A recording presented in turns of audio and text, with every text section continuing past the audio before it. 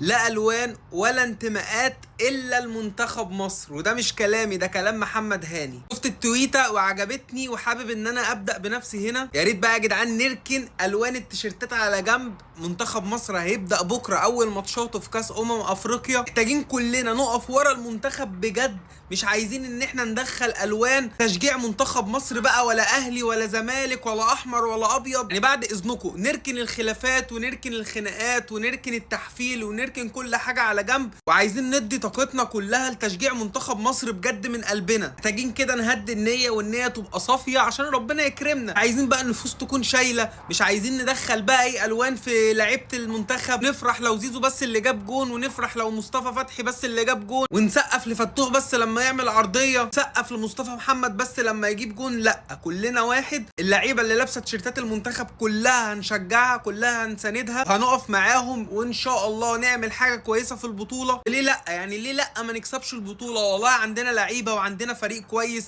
وعندنا لعيبه اسماء تقيله قوي. الموضوع بس كله محتاج التركيز، ومحتاج ان احنا نصدق نفسنا. احنا زمان كنا بنصدق نفسنا فكنا بننزل نكسب البطوله. دلوقتي احنا ما بقاش عندنا ثقه في نفسنا، فعشان كده بتنزل خسران قبل ما البطوله تبدا اصلا. مسانده الجمهور زمان كان بيبقوا عارفين المنتخب هينزل يكسب. دلوقتي الجمهور ما بقاش عنده حتى ثقه في المنتخب ولا شغف ان انت تتفرج على المنتخب. فاحنا عايزين نركن كل الكلام ده على جنب. هدفنا الاول الفتره دي هو منتخب مصر وتشجيع منتخب مصر بجد من قلبنا. وزي ما قلت لك في بدايه الفيديو، نركن الالوان ونركن الانتماءات على جنب. اللعيبه دي محتاجه مساندتنا. ان شاء الله ان شاء الله ان شاء الله منتخب مصر يعمل حاجه كويسه قوي وحاجه محترمه قوي في البطوله، وان شاء الله باذن الله نكسب البطوله. ليه لا؟ زي ما قلت لك كل حاجه وارده، الامكانيات وعندنا. اتمنى بس ان احنا يكون التوفيق معانا، لان التوفيق اهم من حاجات كتير قوي. ان شاء الله ان شاء الله ان شاء الله نقدم بطوله محترمه في التشجيع وفي الاداء ان شاء الله اللعيبه في ارض الملعب.